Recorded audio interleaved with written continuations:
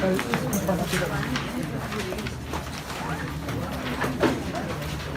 beta 79, exercise 2.1. If you see initial first 6 sums we have already done. But the first 6 sums we have already done. Just please confirm that. Today we will be doing 7, 8 and 9. We would do today sum number 7, 8 and 9. Now to begin with, sum number 9, very easy. Then we'll go to sum number 7, thoda tough. Sum number 8, mark it important, very important. So हमें cap देना ना marker का. Sum number 8, mark it important. Okay. Now to begin with, let's start reading sum number 9. Sum number 9, a shopkeeper has 6 tickets in a box. Now 2 tickets का price कितना है देखो, worth ₹10 and remaining tickets का price कितना है 5. So बेटा यहाँ ध्यान, all attention. I have a box in which there are 6 tickets. Now out of the 6 tickets, 2 tickets carry price of ₹10 and 4 tickets carry price of ₹5. Now out of this box, out of the 6 tickets, how many ticket I need to select? 1. How many ticket I need to select? That is 1. मुझे किसका distribution बनाना है जरा पढ़ो तो ध्यान से. We have to make a probability distribution of the expected value of price. के कोई भी एक पर्सन अगर ये बॉक्स में से कोई भी एक टिकट सिलेक्ट कर रहा है तो उसका मेरे को प्रोबेबिलिटी डिस्ट्रीब्यूशन बनाना है regarding of what price. So मैं अगर टेबल बनाऊं, प्रोबेबिलिटी डिस्ट्रीब्यूशन टेबल बनाऊं about what, about value of price, तो यहां पर x जो होगा that is my price value and then उसका p ऑफ xi हम फाइंड आउट करेंगे. अब बेटा तुम मुझे बताओ, अगर मैं ये बॉक्स में से if I select a ticket तो कितना इनाम लग सकता है मेरे को? बेटा कितना इनाम लग सकता है मेरे को? Yeah, common sense. I can win 5 rupees or I can win 10 rupees. क्योंकि टिकट्स की देखो वैल्यू इतनी है ना, 5 रुपया 10 रुपया, तो 6 में से मैं जो भी एक टिकट सिलेक्ट करूंगा, so either I can get 5 रुपी इनाम, 10 रुपये इनाम. अब इसकी प्रोबेबिलिटी कैसे मिलेगी जरा समझो. प्रोबेबिलिटी कैसे मिलेगी? 5 रुपया का इनाम कब मिलेगा तुमको? Can I say when you select ticket from 4? And do you remember the first chapter of probability which says the definition of probability, favorable outcomes upon total number of outcomes? तो can I say 4 ticket में से 1, that is my m. What is my total? 6/1 m upon n. तो इसको simplify नहीं करने का. 4c1 का answer क्या आएगा? 4 और 6c1 का आंसर 6. सॉल्व करने का जरूरत नहीं है, आइडेंटिटी है. 4c1 will be 4, 6c1 will be 6. फिर 10 रुपए का इनाम कब मिले? when I select from these 2 tickets. So 2c1 upon 6c1. So that will be 2/6. And then अपने को खाली एक्सपेक्टेड वैल्यू ढूंढना है ना. अपने को क्या ढूंढना है? Expected value. ना एक्सपेक्टेड वैल्यू मतलब मेरे को मीन फाइंड आउट करना है. सो अब इन दोनों को हम मल्टीप्लाई कर सकते हैं. 5 into 4 is 20/6. 10 into 2 is again 20/6. तो it's 40/6. तो कितना आएगा? 6.67. So my mu is summation xi into p of xi, which is 6.67. My mu is equal to sigma summation xi into p of xi, which is 6.67. कर लो.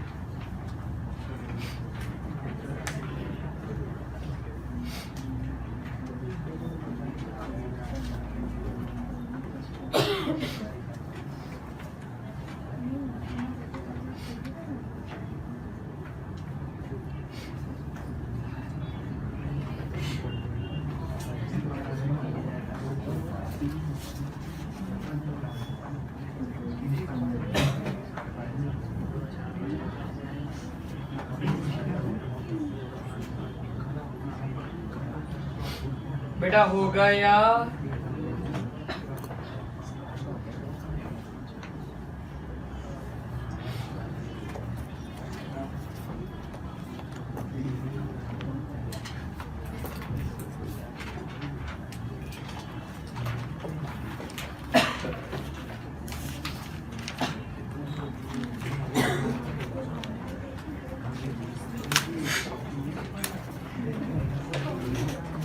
बेटा question number 9 के बाद let's go to question number 7।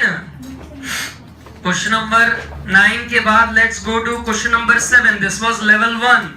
The next वाला sum is 1.5।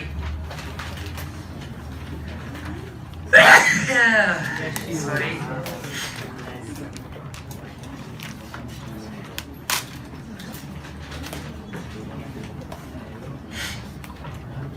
बेटा पढ़ भी लो, खाली क्या देख रहे हो मुझे रब करते हुए। सम पढ़ो। In a box there are how many balls? 4 red and 2 blue. Now from that box how many balls are to be selected? 3, such that the x will denote the number of red balls. अब अपने को probability distribution बनाना है और उसके बाद क्या find out करना है? Mean and variance both check करो। देखो मीन एंड वैरिएंस दोनों ढूंढने हैं कि खाली मीन ढूंढना है? अच्छा, खाली मीन ढूंढना है, वो तो बहुत इजी अपने लिए। क्या बोलते हो? ढूंढ लेंगे। लेकिन टेबल कैसे बनेगा जरा उस पे ध्यान जरा। टेबल कैसे बनेगा जरा डायग्राम समझो। अपने पास बॉक्स में टोटल कितने बॉल है? अब उसमें से मुझे सिलेक्ट कितने करने हैं? 3। नाउ 6 बॉल्स का अगर हम बाइफरकेशन करें तो रेड के कितने? 4 और ब्लू के कितने? 2। मुझे प्रोबेबिलिटी डिस्ट्रीब्यूशन बनाना किसका है? नंबर ऑफ रेड बॉल्स का। हमें प्रोबेबिलिटी डिस्ट्रीब्यूशन बनाना किसका है? With number of red balls. Okay, so अगर मैं यहां पर कॉलम बनाऊं xi and p of xi, तो वो हम सॉल्व कैसे करेंगे जरा यहां ध्यान। हमको 6 में से टोटल कितने उठाने हैं? 3। तो you tell me how can the selection can be done. और मुझे प्रोबेबिलिटी डिस्ट्रीब्यूशन बनाना है किसका? रेड बॉल का। हमें प्रोबेबिलिटी डिस्ट्रीब्यूशन बनाना किसका है? रेड बॉल का। तो तुम मुझे बताओ कैसे सिलेक्ट करूं? 6 में से 3 उठाने हैं। 6 में से 3 उठाने हैं।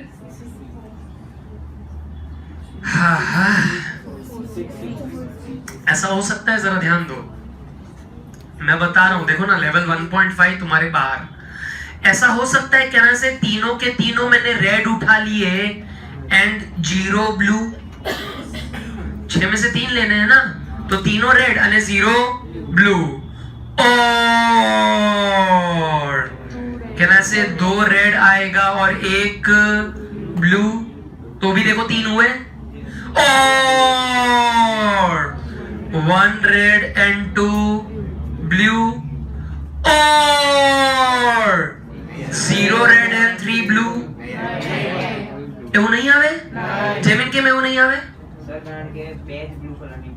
Very good. कैन आई से 0 रेड एंड 3 ब्लू? ऐसा पॉसिबल है ही नहीं। अपने पास ब्लू कितने हैं? 2। तो इस तरह से कुछ बॉल हम सिलेक्ट कर सकते हैं। देखो जरा, बुद्धि चलाई तुमने? नहीं, मैंने चलाई। 6 में से जो 3 उठाने थे तो कैसे उठा सकते? 1 red 2 blue, 2 red 1 blue, 3 red अने 0 ब्लू। अब प्रोबेबिलिटी कैसे मिलेगी जरा ध्यान तो रहे। प्रोबेबिलिटी कैसे मिलेगा? 1 रेड कितने में से? सो 4C1 अने 2 ब्लू कितने में से? 2C2 divide by what is my n? 6C3।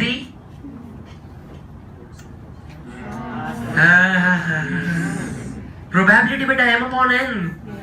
પછી 2 રેડ કેટલામાંથી?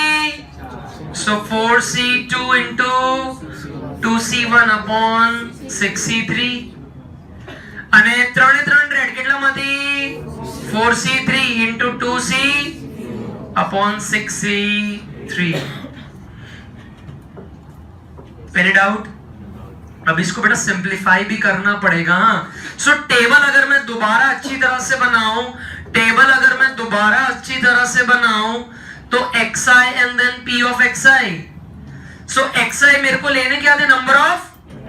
सो पहले में रेड बॉल कितना है, 1, दूसरे में 2, तीसरे में 3। अरे अब जरा मेरे को हेल्प करो, 4c1 को सॉल्व करेंगे तो क्या आएगा, 4c1 को बेटा अगर मैं सॉल्व करूंगा तो आंसर आएगा 4। अरे 2c2 इज 1, डिवाइड बाय क्या है 6c3। तो 6c3 को अगर मैं सॉल्व करूं तो 6 factorial, 3 factorial, 6 minus 3 factorial, that's a formula combination. First chapter 11 standard. Sir first में याद नहीं, 11 तो कहीं एग्जांपल आप पूछो। So this is 6 factorial divided by 3 factorial into 3 factorial. 6 into 4 into 5. 6 into 5 into 4 into 3 factorial. This is 3 factorial, so 3 cut. 3 into 2 into 1, 3 2s are 6 cut. तो कितना आ रहा है 6 factorial? 20। तो ये आंसर अगर मैं लिखूं, so 4 into 1 divide by 20, तो this will be 4 by। अरे बोलो ना यार। फिर बेटा 4c2 को सिंप्लीफाई करोगे तो आंसर 6 आएगा, वो कर लेना तुम लोग, मैं नहीं करके दिखाऊंगा, वो कर लेना। 4c2 कितना आएगा, अरे 2c1 को सॉल्व करेंगे तो आंसर आएगा 2। अरे 6c3 20 अभी सॉल्व करा है तो बदल थोड़ी ना जाएगा। So it will be 12 by 20। अरे 4c3 will be 4 and 2c0 is 1, so that's again 4 by 20, so total 20 by 20 आ गया, which is equal to how much, 1। and अपने को खाली मीन फाइंड आउट करना है, right. so xi into p of xi, 4 by 20, 24 by 20, 12 by 20, so but it's 40 by 20, the answer is 2। so mu summation xi p of xi is equal to 2।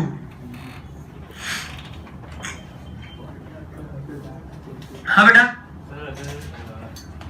तीन blue ball होते हैं, हाँ तो 0 red and 3 blue होते, yes. और problem ये distribution तो red balls का, हाँ तो रेड 0 है ना, तो 0 1 2 3 ऐसा होता। और फिर यहाँ पर n चेंज हो जाता ना, 7c3 हो जाता। अगर यहाँ तू एक बॉल बढ़ाएगा तो 7 बॉल हो जाएंगे ना, तो अल्टीमेटली n भी मेरा चेंज हो जाएगा। लेकिन 0 1 2 3 हमने सबसे पहले लेक्चर में देखो ना, हम ऐसा सोचते थे कि भाई अगर हमने कॉइन 2 बार टॉस किया ना, मेरे को अगर हेड चाहिए तो HH 2 बार आया तो मैं 2 लेता था, फिर HTTH तो H 1 बार आया तो मैंने 1 लिया, और TT में मैंने 0 लिया, तो 0 1 2। सो यहाँ पर भी फिर ऐसा हो जाएगा 0 1 2 3।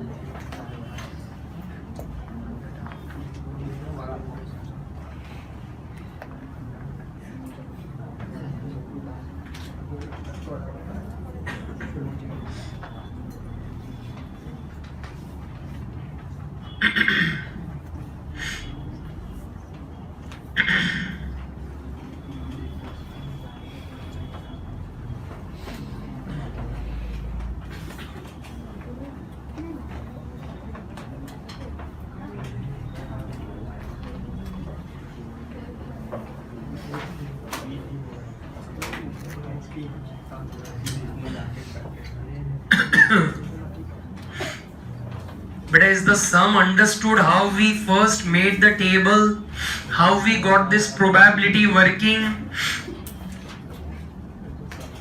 बेटा वो समझ में आ रहा है?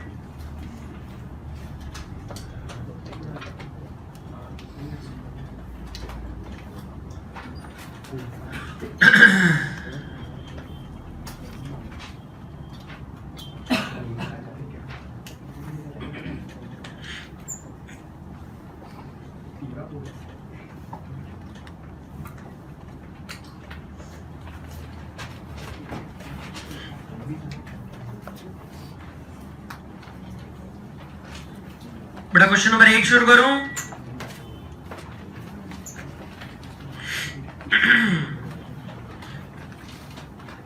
क्वेश्चन नंबर 8 स्टार्ट कर दूं।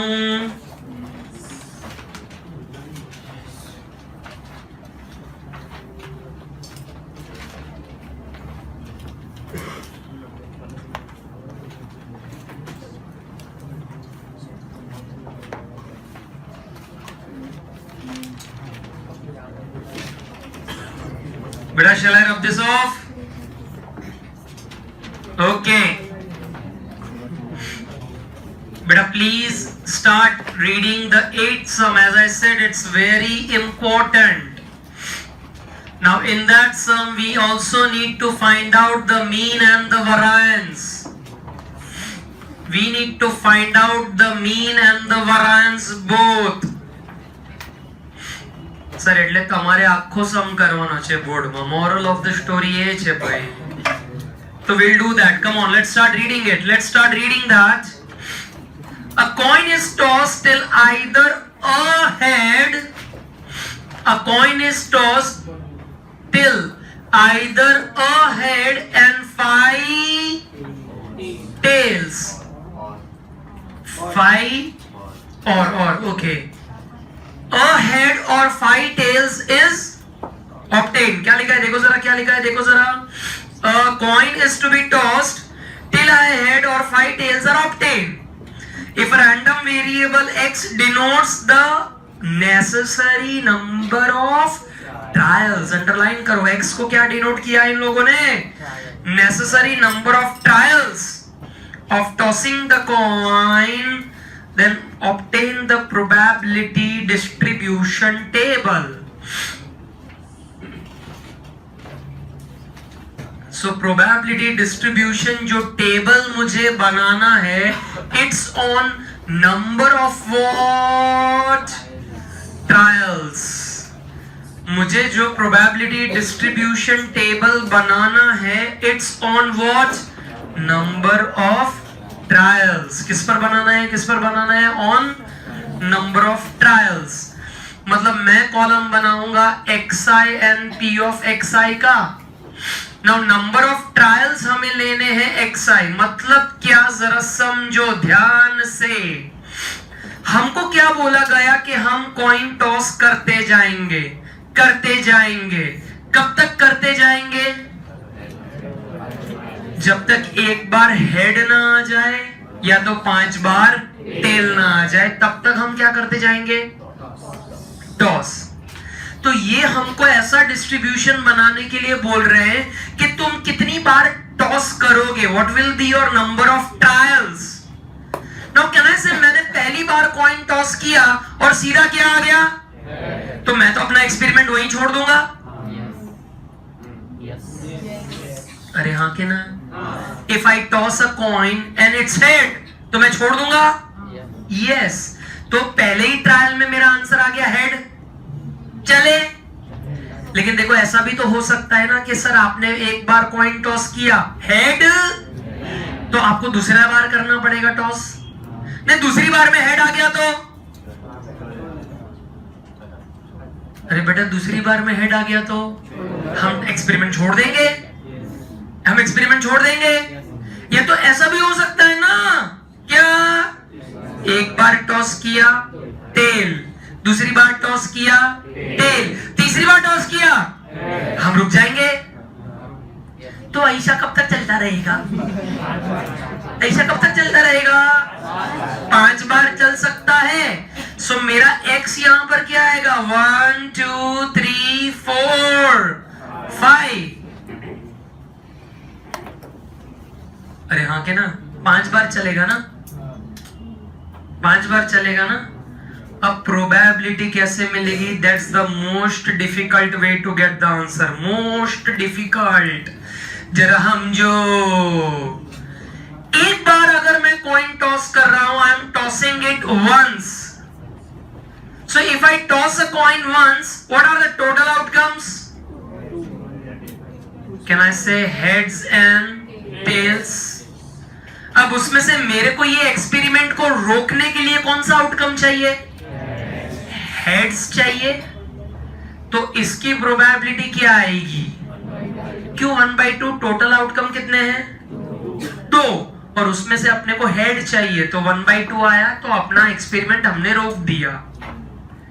लेकिन मान लो एक बार करने से आंसर आ नहीं रहा है, I have to do it twice। देखो तकलीफ शुरू। If I toss it twice, तो what are the possible outcomes? H या HT या TH NTT। अब मेरे को ये पर्टिकुलर सम में 2 बार क्यों टॉस करना पड़ा? क्योंकि पहली बार टेल आया, ने दूसरी बार फिर हेड आया, तो मेरे को ये आउटकम आया, इसलिए मैं दोबारा कॉइन को टॉस कर रहा हूं। तो आनी प्रोबेबिलिटी है उससे 1/4।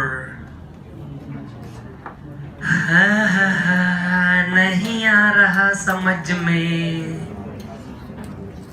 But are you getting it? If the coin was tossed once, तो the outcomes are head या तो tail। So मेरे को प्रोबेबिलिटी मिल गई m/n करके 1/2। अगर 2 बार कॉइन टॉस कर रहे हैं तो टोटल आउटकम्स हैं 4। टोटल आउटकम्स कितने हैं? 4। और उसमें से मेरे को 2 बार क्यों करना पड़ा? एक बार टेल है और दूसरी बार हेड आया, इसलिए। अब हमने करा कितनी बार? Thrice. I am tossing it thrice। तो बेटा what will be my total outcomes if I am tossing it thrice? HHH, HHT। ऐसे टोटल आउटकम्स कितने आएंगे जरा बताओ तो? टोटल आउटकम्स कितने आएंगे? 8। लेकिन मेरे को 3 बार क्यों टॉस करना पड़ा? पहले 2 में क्या आया होगा?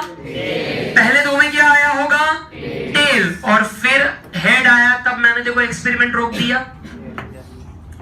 So if I need to do it thrice, तो उसका प्रोबेबिलिटी आएगा 1/8। बेटा समझ रहे हो? हर एक में अपना n चेंज होता जा रहा है, हर एक में अपना n चेंज होता जा रहा है। अगर मैं टॉस करूंगा 4 टाइम्स तो मेरा n 16 आएगा। इसमें 2 था, इसमें 4 हुआ, इसमें 8, और इसमें 4 टाइम्स में मेरा n 16 हो जाएगा। अब मेरे को 4 टाइम्स क्यों टॉस करना पड़ा? पहले 3 बार टेल आया ने, फिर चौथी बार। सो इसका प्रोबेबिलिटी है 1/16। I need to toss it 5 times। तो n मेरा कितना आएगा? 30। I had to toss it 5 times, तो n will be my 30। अब 5 बार क्यों टॉस करना पड़ा? 4 बार टेल आया और फिर हेड आया, एंड 5 बार टेल आ गया तो भी तो रोक दूंगा ना यार। तो यहां पर खाली हेड आया तो जरूरी नहीं है, 5 टेल आ गया तो भी मैं रोक दूंगा। तो इसका प्रोबेबिलिटी है 2/, which is again I can say it's 1/16। I'm sorry, 32। तो इसका आंसर भी क्या आएगा? 1/16। तो हर एक में n बदलता गया, वो पता चल रहा है तुम्हें। ये वर्किंग सब में कॉपी करनी है। अब इधर समझो, सम अभी भी खत्म नहीं हुआ है। इधर देखो, ये एलसीएम में क्या? ये 2 है, ये 4 है, ये 16। किस में करूं? 16। सो 2 को किसके साथ मल्टीप्लाई करूं? सो 8/16। इसको 4 के साथ मल्टीप्लाई करूं तो 4/16। इसको 2 के साथ मल्टीप्लाई करूं तो 2/16। ये 1/16, ये 1/16 किसी के साथ करने का जरूरत? तो 16/16 अल्टीमेटली आंसर इज 1। एंड फिर क्या ना इसे xi into p of xi कर सकते हो, and then xi square into p of xi। Variance ढूंढने के लिए मैं नहीं ढूंढूंगा वरायंस और ये मीन, तुम लोग खुद से करो। चलो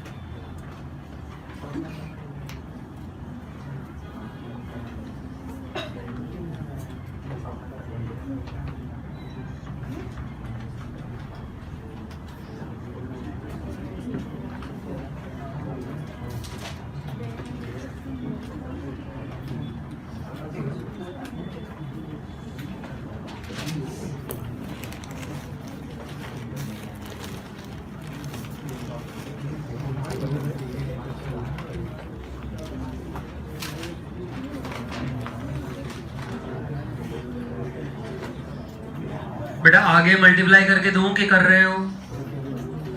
सर कर दो यार। It will be 8 by 16, again 8 by 16, it will be 6 by 16, 4 by 16 and 5 by 16. So total 6 ने 4 10 ने 16 26 31 by 16 which is 1.94. Then ये xi square into p of xi कैसे मिलता था? xi into this column। बेटा इन दोनों को मल्टीप्लाई करेंगे तो आंसर मिलेगा। So this is again 8 by 16, 16 by 16, 18 by 16, 16 by 16 and 25 by 16, 83 by 16, it's 83 by 16, 5 point।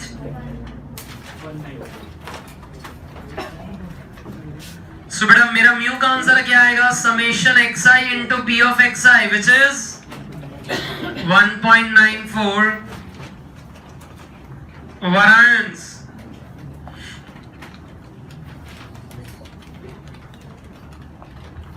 Sigma xi square into p of xi minus mu का square.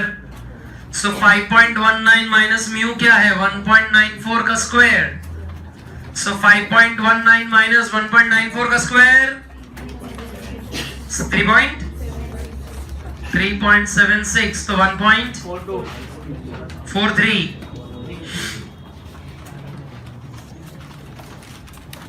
It's 1.43 our final answer। Beta, did you copy this working of getting out the probabilities? Tossing the coin once, twice, thrice, then 4 times, then 5 times? Did you do those calculations? Beta, did you do those calculations in the sum? This was the most important part. Are you getting it?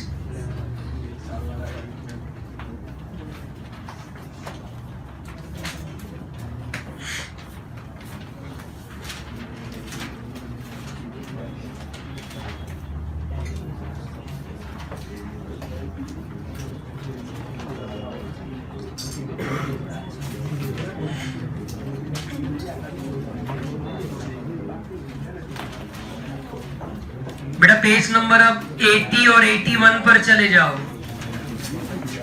80 and 81।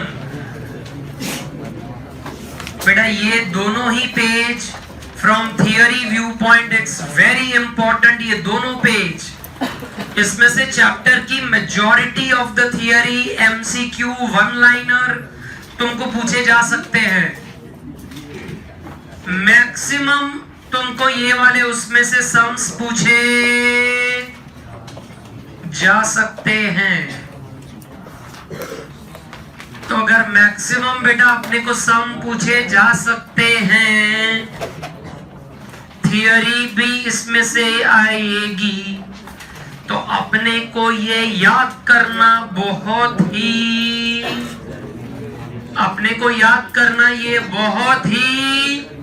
जरूरी है।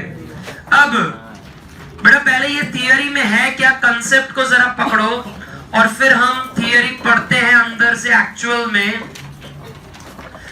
The scientist or the statistician called James Bernoulli, okay, he performed an experiment which he termed it as dichotomous experiment. उसने एक experiment करा जिसको वो ऐसा बोलता है इट्स अ डिकोटोमस एक्सपेरिमेंट। अब इंग्लिश में बेटा डिकोटोमस का मतलब क्या, कि जिस एक्सपेरिमेंट के दो आउटकम आएंगे, एक आउटकम आएगा सक्सेस और दूसरा आउटकम आएगा फेलियर। अब ये जो सक्सेस का आउटकम है उसको हम P से डिनोट करेंगे और ये जो फेलियर का आउटकम है उसे हम Q से डिनोट करेंगे।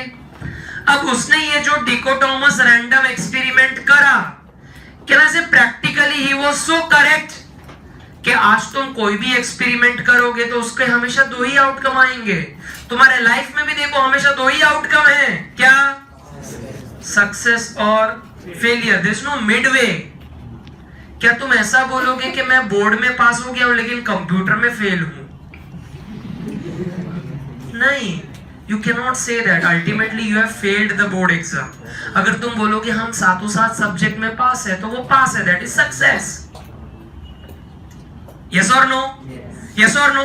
तो जेम्स बर्नौली ने कौन सा एक्सपेरिमेंट करा, डिकोटोमस एक्सपेरिमेंट करा, जिसके आउटकम्स क्या है, सक्सेस अने फेलियर। और ये जो उसने डिकोटोमस एक्सपेरिमेंट करा, दो जो आउटकम आ रहे हैं सक्सेस एंड फेलियर, उसके बेस पर उसने बाइनोमियल प्रोबेबिलिटी डिस्ट्रीब्यूशन का फॉर्मूला डिराइव किया।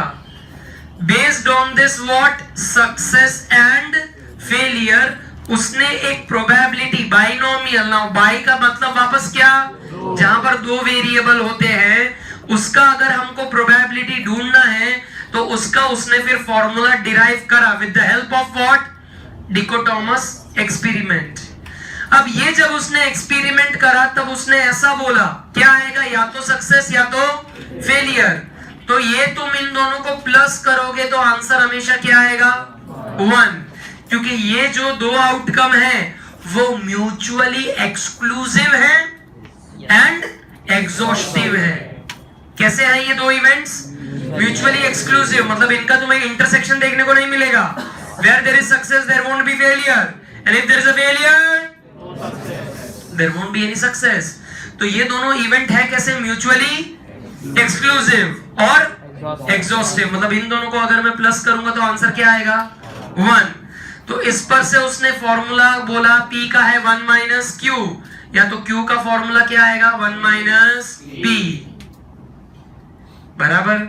अब उसने क्या करा, ये डिकोटोमस एक्सपेरिमेंट उसने 10 बार करे, 20 बार करे, अगेन सब में सक्सेस एंड फेलियर उसको दिख रहा है।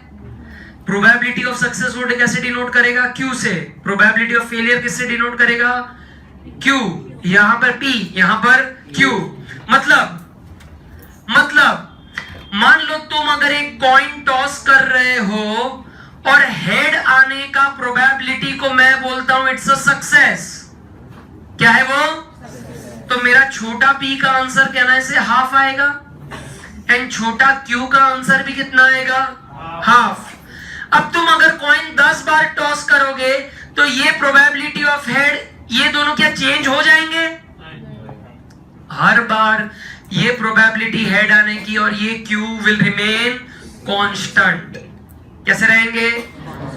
से फॉर एग्जांपल हम अगर डाइस रोल कर रहे हैं, डाइस, तो किसी भी नंबर के आने की प्रोबेबिलिटी क्या है? सो किसी भी नंबर के दूसरे नंबर की आने की प्रोबेबिलिटी इज 5/6। तो कोई भी नंबर अगर जो आ सकता है, से अगर 1 2 3 4 5 में मेरे को 4 नंबर चाहिए, तो 4 नंबर आने की प्रोबेबिलिटी क्या है? 1/6। फिर मैं अगर 10 बार अगर रोल करूंगा डाइस, तो इज देयर एनी चांस कि ये 1/6 से प्रोबेबिलिटी चेंज हो जाएगी? नहीं। तो वो क्या बोलता है कि मैंने जो डिकोटोमस एक्सपेरिमेंट करे, जिसमें सक्सेस की प्रोबेबिलिटी से P है, फेलियर का Q है, और वो जितनी भी बार मैंने एक्सपेरिमेंट करे हर बार ये P and Q कैसे रहेंगे? कांस्टेंट। तुम एक्सपेरिमेंट 10 बार करो, 20 बार करो, के 100 बार करो, ये P and Q कैसा रहेगा? Constant. And based on that उसने फॉर्मूला बनाया प्रोबेबिलिटी का, ये सक्सेस फेलियर के बेस पर, and the probability formula is NCX P raised to X Q raised to N minus X। जबकि यहां पर ये P क्या है? Probability of success. Q क्या है? Probability of failure. N क्या है? मान लो मेरे को ये हेड आना चाहिए, ऐसा मेरे को ढूंढना है, तो मैं 10 बार एक्सपेरिमेंट कर रहा हूं, दैट इज N, और उसमें से मेरे को चाहिए 4 बार हेड आवे, तो मेरा X क्या हो जाएगा? 4।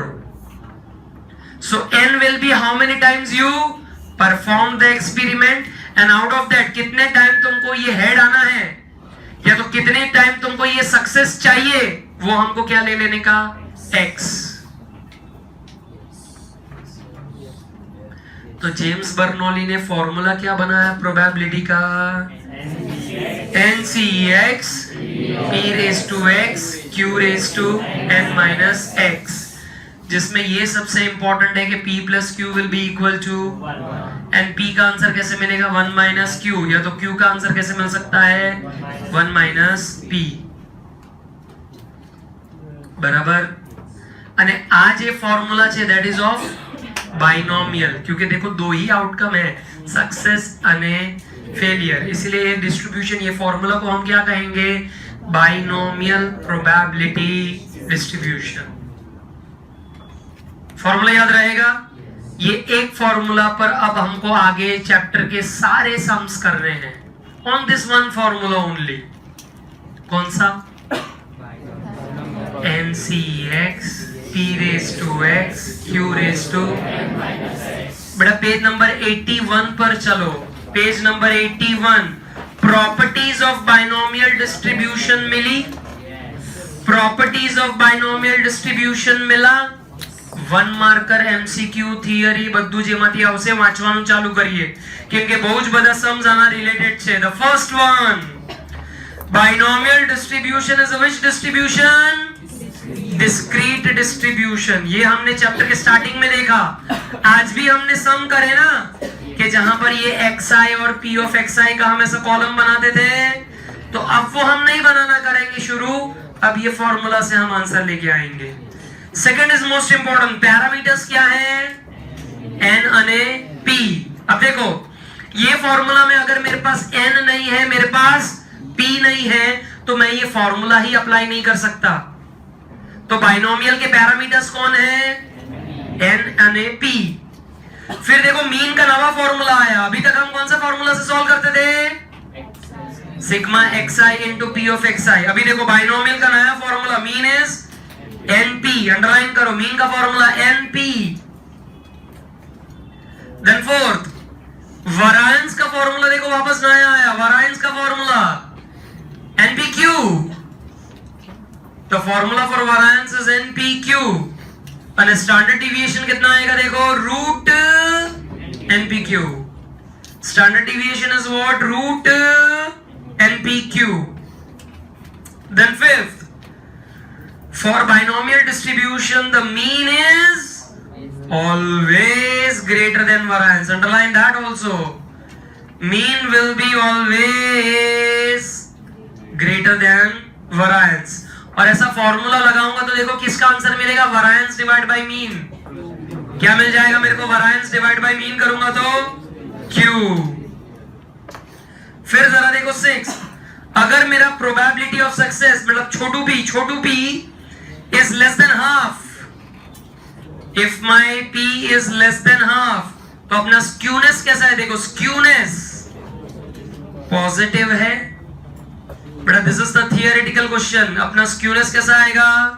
पॉजिटिव। अगर क्या है? p less than half, then p is equal to half, तो डिस्ट्रीब्यूशन कैसा है? सिमेट्रिकल। जबकि मेरा उसमें स्क्यूनेस 0 होगा, स्क्यूनेस विल बी 0। बेटा सिमेट्रिकल डिस्ट्रीब्यूशन किसी को याद है? 11th स्टैंडर्ड सिमेट्रिकल डिस्ट्रीब्यूशन के जहां पर ये मीन, मीडियन और मोड तीनों इक्वल होते थे। Q3 minus M was equal to M minus, અને ગ્રાફિકલ પ્રેઝન્ટેશન કરું તો આખો બેલ શેપ ગ્રાફ બને। સિમેટ્રિકલ ડિસ્ટ્રીબ્યુશન इसको બોલते थे। અને જે સિમેટ્રિકલ ના હોય એને સ્ક્યુનેસ કહેવાય। જે આપણે હમણાં ઉપર વાંચ્યું કે p ની વેલ્યુ અગર લેસ ધેન હાફ છે તો એ શું છે? સ્ક્યુનેસ। अगर p की वैल्यू इक्वल टू हाफ है तो वो सिमेट्रिकल, और ग्रेटर देन हाफ है तो देखो जरा, the skewness of the distribution will be negative, the skewness of the distribution will be negative। Start करो 5 मिनट, लर्न करो अभी के अभी फटाफट। Learn all the properties right now.